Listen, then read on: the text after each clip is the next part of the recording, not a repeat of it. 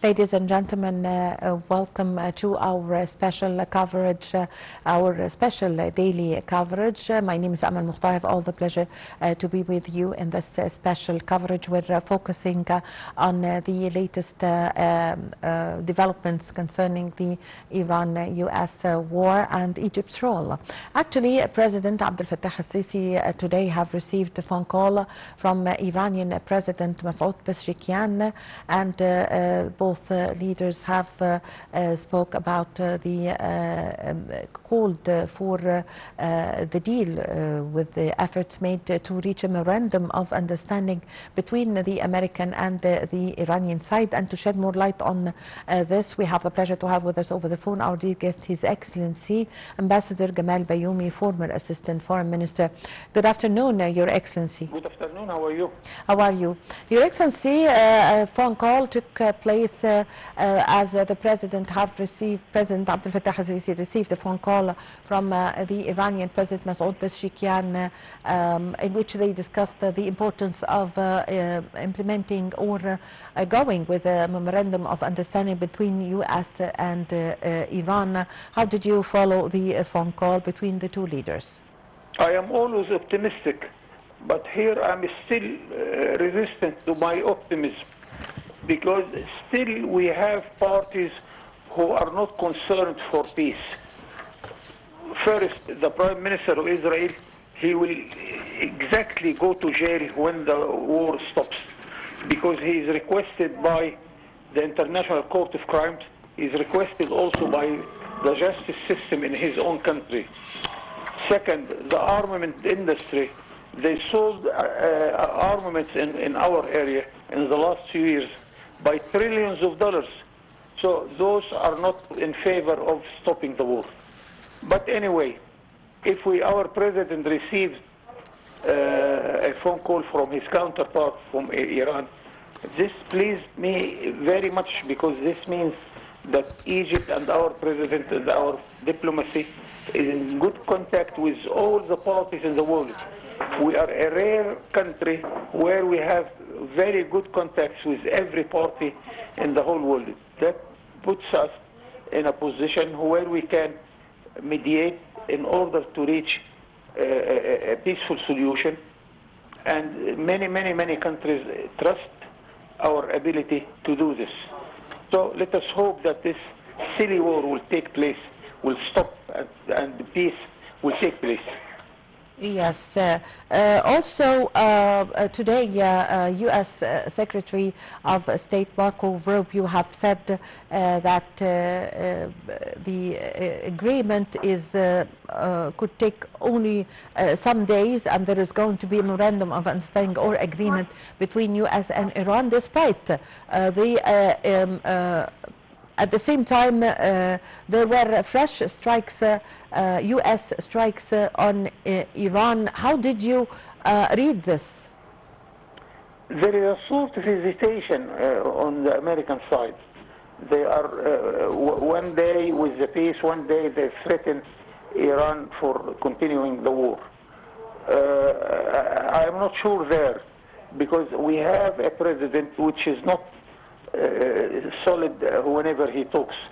He says something, next day he says the opposite. This annoys me a little bit.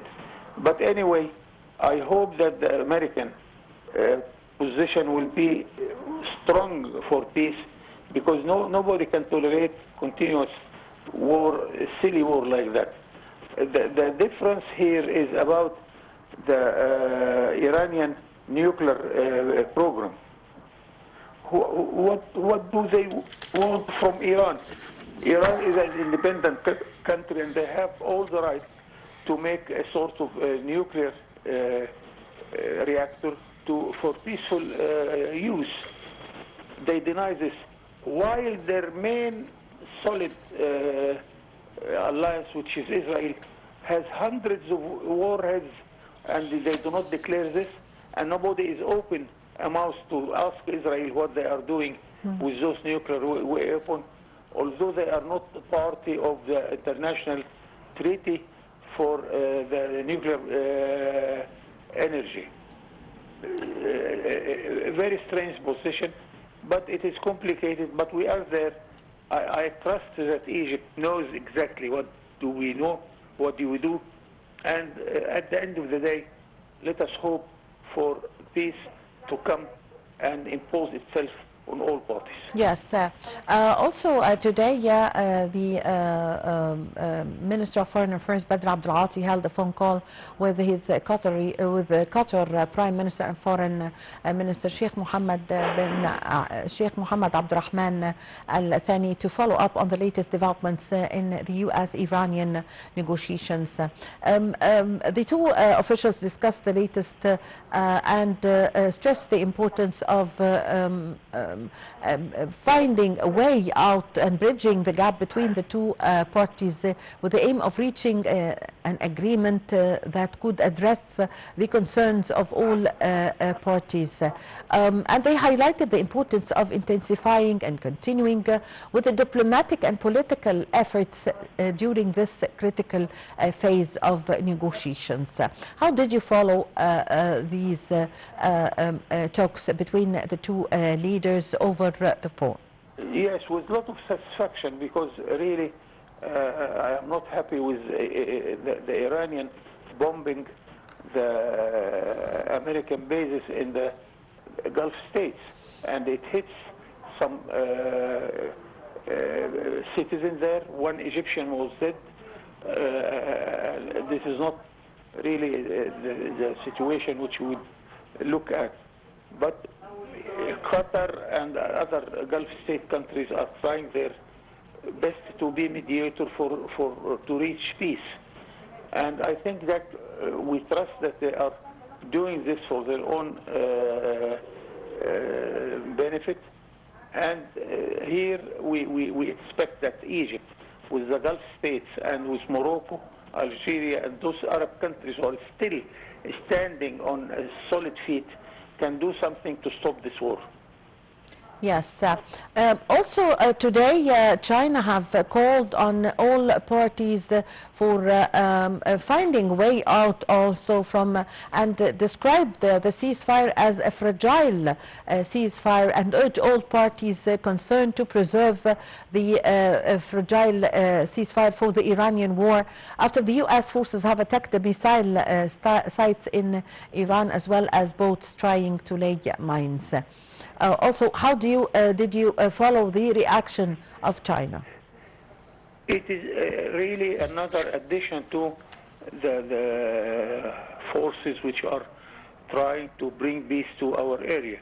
And it's good that a country in the size of China come to help us in this position. And China recently has their good contacts with the United States.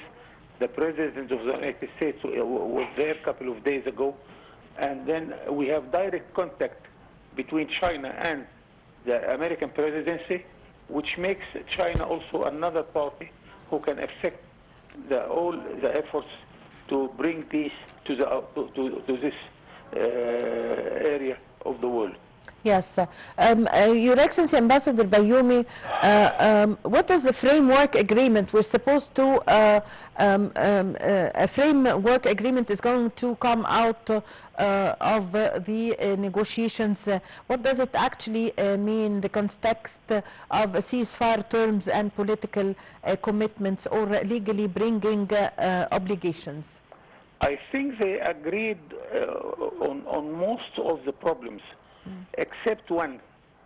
They agreed to stop the war, they agreed not to attack each other, but one problem is still on the table, which is the Iranian nuclear activity. Yes. Which is not well clear to every party. Yesterday there was statements by the Foreign Ministry of Iran that the nuclear file is not in the negotiations and the talks or the agreements. Here is a problem. Here is a problem, because the Iranians do not want to talk about this file, while the American insists to talk about it. neglecting that their main alliance, which is Israel, has hundreds of warheads without opening a mouth about it. This is the only critical point which is still open. Yes, Your Excellency, Ambassador Gamal Bayoumy, also a memorandum of understanding. It's not. Give us an explanation. The memorandum of understanding, is it a kind of final treaty or not? It is a sort. Any paper which is signed from the two parties is a sort of agreement, and they have to honor their signature.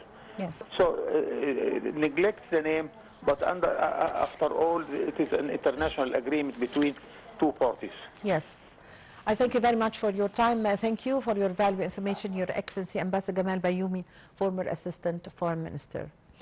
Well, ladies and gentlemen, with this we come to the end of the special coverage of today. Thank you very much for following us. Please follow us on www.nileinternational.net. My name is Amal Mukhtar. Thank you for watching.